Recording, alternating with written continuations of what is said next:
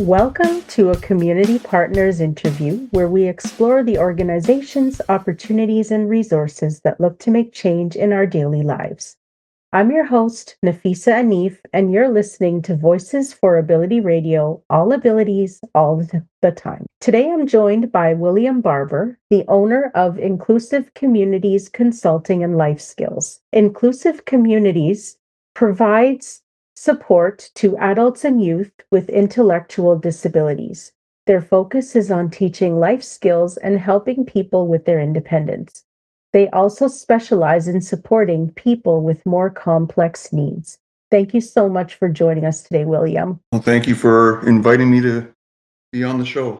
Great. Tell us a little more about you and what inspired you to establish Inclusive Communities, Consulting and Life Skills, and why work with individuals with disabilities? Well, that's a bit of a longer answer to, I'll do my best to keep it short. When I went back to school, I was 29 years old. I didn't know what I wanted to do, but I just knew I wanted to help people. And one of my first placements was in a agency in developmental services. And my job was to go out and educate employers on why it makes sense to hire people with intellectual disabilities, why it makes good business sense. And I fell in love with doing that and stayed in the field.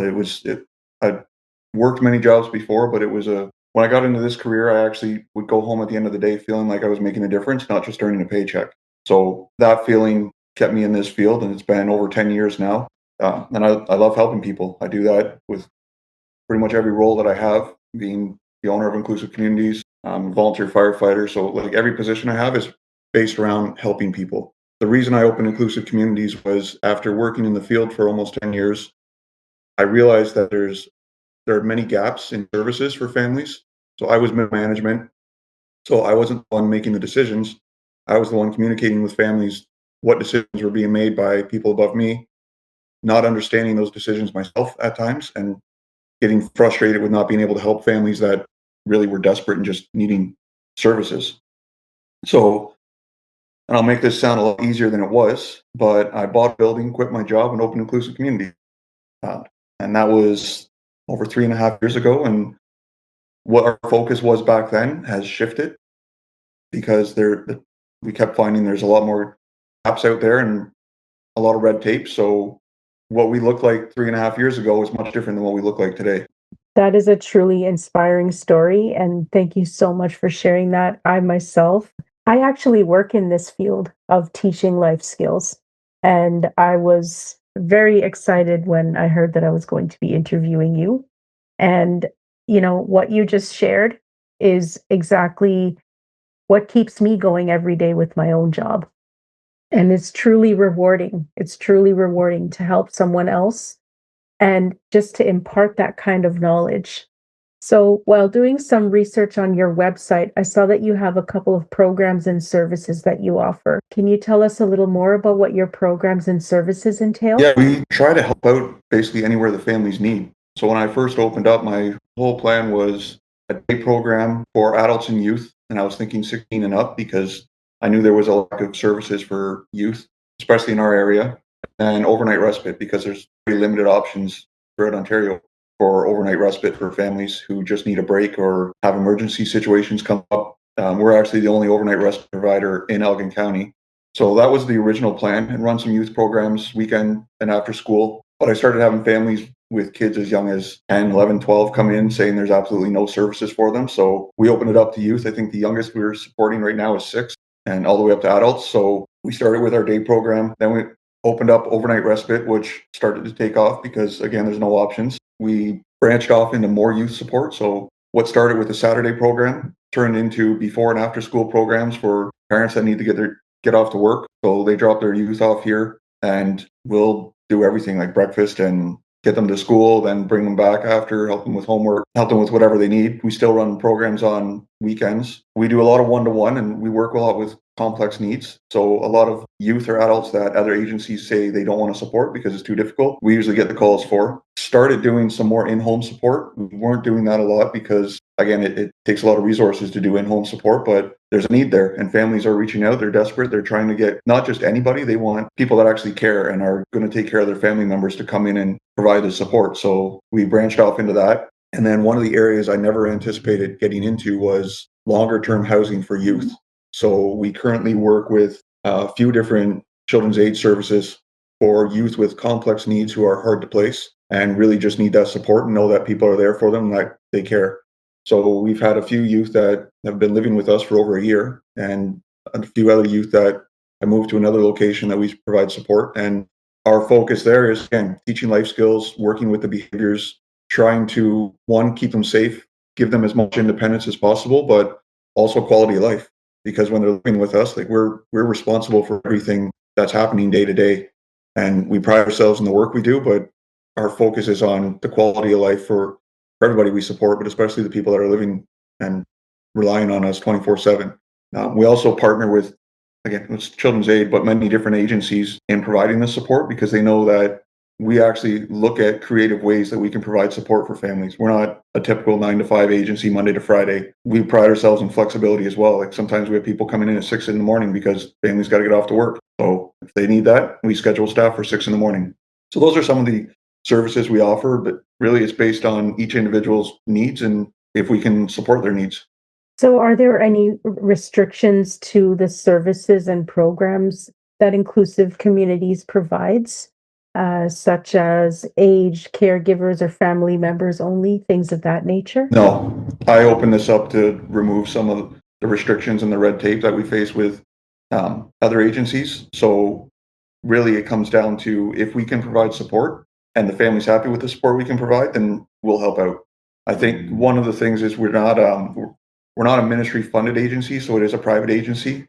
So funding could be one of the restrictions, but we help out with that too. We help try to secure funding, or if it's short-term support until funding comes in, we can help out. So we try to make sure there's no restrictions because families face enough restrictions as it is. So, you mentioned previously that you work within the Elgin County. Did I hear that correctly? Yes, well, we're located in Elgin County, but we have families from all over. Okay.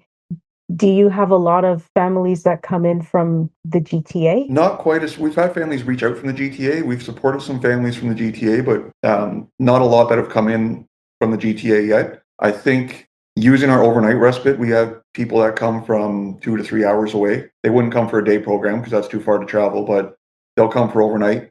I've had people from Kitchener, Guelph, GTA ask me if I could support if we have staff in those areas, but we haven't branched out that far yet. Right now, our main support is people come to Elmer, where we're located, or London. We have teams in London that do a lot of the in-home support. Well, I hope one day it is possible for you to expand out here because your services are so important and so necessary. Anything's possible in the future. That is very true. And without using any names, can you share a success story with me? What supports were put into place when someone asked for help? I can share two success stories. Oh, please do. Please do. So one is employment. So there was a crossing guard position here in the town of Elmer that the town reached out to me and asked if they knew we teach employment skills as well. And they asked if I was interested in taking over that position. So I had a young man who was, I believe he was 26 at the time, who I'd known for a few years. And he'd always talked to me about employment. He wanted a job. He was more independent. He can be out in the community on his own. He doesn't need 24-hour staff support, but I know some of his struggles and some of his barriers to employment. And I think, nope, he just never had the right chance. Nobody gave him the right chance or believed in him to have a successful job. So I asked if he was interested. He said yes. We went out there and we trained for about a week, tested it out to see if it's something he would like. And he loved it and said he wanted to do it. He's now, this would be his third season as the crossing guard, and he's well known around town. The town constantly gets compliments about his services and that he's always smiling, he's always friendly with the kids, he's great with the drivers, he doesn't miss much time. if any. I think I could count on one hand the number of days that he's missed. He's there for an hour in the morning, hour in the afternoon, and he's just done a phenomenal job. And that's something I'm proud of. The fact that he got the chance, I gave him the chance, but then he ran with it, and he's done such an amazing job. So that's one success story. Another success story I'm going to say is we had a trying to think of which one to share. There was one that I wanted to share, but I'm not sure if I share that one. But there's another youth that's been coming here for quite a while that was getting into some trouble and not making the best choices, not really engaging with staff or with any of the supports, and not wanting to engage, trying to do everything to get kicked out of any program that they were in. Trouble with police as well. So just putting themselves in a lot of dangerous situations. And over the course of the first 6 months, based on just our approach and how we were able to, one, not kick the youth out, but also just continue to show that we're here to support. We can be trusted. Just because you make bad decisions doesn't mean we're going to judge you. We're going to support you and give you the tools to make make better informed decisions. And after the first 6 months, we started seeing a change, and that youth started actually opening up and developing relationships with myself and the other staff here. And now we're a year in, and this youth is totally different from a year ago. They're not making choices, or they're not putting themselves in dangerous situations or making the poor choices that they were doing. They're trying to have those healthy relationships with their support network and friends. And yeah, it's been a complete 180. So situations like that we look at, and those are when you go home at the end of the day and you know you're doing the right thing. I couldn't agree with you more. And personally, being able to give a person with a disability that chance, like you mentioned in those two stories, it can really make, it can really make or break that person. Yeah, definitely. It all comes down to everybody that I support here, the youth, adults. A lot of times there's different behaviors because complex needs sometimes comes complex behaviors. But my message to everyone when I first meet them is respect. We're going to respect each other, and you want me to treat you with respect that you deserve. So I expect the same thing. And most of the times, whenever we're going through any challenging behaviors, I just remind them of that, and it helps. Not all the time, but most of the time it helps. For sure. Thank you so much for sharing those with me. You're welcome. So, what is the one thing you see happening over and over again to individuals with disabilities that shouldn't be happening? And how do we stop it? I think what I've seen is, and this is unfortunate for a lot of the people we support, and something that does keep me up at nights sometimes, is the trauma and abuse that individuals, especially youth with disabilities, go through. They're very vulnerable. They get taken advantage of, and a lot of the stories that I've heard or read, again, it keeps you up at night, and it also keeps us going because it makes us want to work harder to protect and help the people that have went through different types of trauma and abuse. But that's probably one of the biggest things that we see that shouldn't be happening. Yeah, it truly is unfortunate to hear stories like that. And I've come across them. I've come across it in a couple of different ways throughout my own practice. But yes, it definitely can keep you up at night. It definitely weighs heavy on your conscience. And it it overshadows everything you do, really. Yeah. Yeah. The other issue that I see, if you don't mind me mentioning, No, go ahead. we've run into this as well, and this is a frustrating part in the field, and I'm not pointing blame at different agencies or anything, but what we notice is you have a developmental disability, but you also have the mental health. And a lot of times people don't qualify for different services because of one or the other. Because agencies may not specialize in developmental disability. They deal with more mental health, so the person doesn't qualify, or vice versa. But then what we find, and we've had it happen where people have come and there's addictions mixed in as well for whatever reason. It could be because of the trauma and abuse they went through, or situations they were put in. But when you mix addictions in with developmental disability and mental health, that's where many people fall through the cracks, and there's no specialized support. I've I've went through this myself trying to find support for a few people that have the developmental diagnosis, are dealing with certain mental health struggles, plus have addictions, and they don't fit with any program.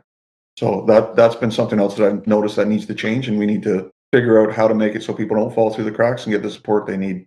Yeah, that is unfortunately the problem too with a lot of these agencies that just focus on the medical model of disability rather than the social model. It's very easy to see people fall through the cracks because they don't fit that established norm or they don't fit within these established guidelines of some kind. And that really is a huge problem Yeah, it is.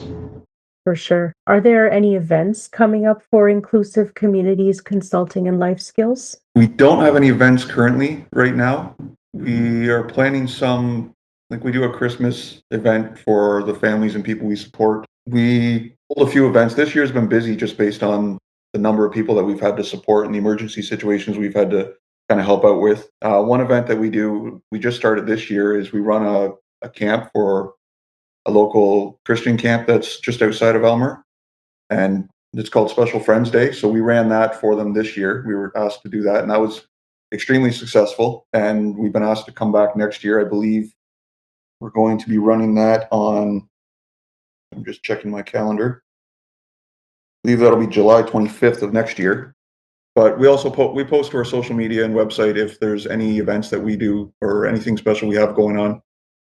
Oh, perfect. Okay. So if someone wanted to become a member or volunteer, what's the process for joining as a member and what's the process for joining as a volunteer? Reach out to me. So contact information is on the website. So it'll be reach out by phone or email, and then they would have an interview with myself and Maria, who's the manager, and we would look at qualifications or what their goals are, what their plans are, and go from there. Perfect. What is the one thing that everyone needs to know about inclusive communities consulting and life skills? I think the most important thing is it doesn't feel like an agency. It feels more like a home. I've heard that from families, I love that. and I've heard that from the staff as well, where it doesn't feel like work. It feels like a second family. They come here, they're comfortable. Um, we try to make everybody feel welcome and support it, which again, people support it as well as the team. One other thing I'd like to note, even about the team, like we're a very multicultural team with people from like all over the world. So we have many different backgrounds and cultures and experiences that come in, which I think help it give that family feel. Wow. I am so happy to hear that. And if listeners are looking for more information, how can they reach out to you? They can go to our website, inclusivecommunitiesconsulting.ca, and there's a lot of information on there about what we do, our contact information, um, my email, which is inclusivecommunitiesconsulting@gmail.com, or they can reach out to my manager, Maria, which is inclusivecommunitiesmanager@gmail.com. And we would always be happy to set up a phone call, a tour. We go out and meet families. Do you support anyone currently with visual disabilities? We do. We have people that are legally blind, as well as people from the deaf community. That's amazing. Well, William, we are out of time. I thank you so much for coming in today and joining us. And your stories, the ones that you shared about the 26-year-old who got the crossing guard job, as well as the other youth who stopped making poor life choices. Those are so inspiring and they really exemplify what it means to be taught life skills. So I really appreciate all that you've shared. Thank you so much. Yeah, no, thank you for giving me this opportunity to come on and speak about what we do here.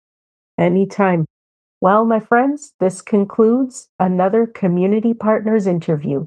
Let's care, let's share, because we've all been there. I'm your host, Nafisah Anif. Until next time.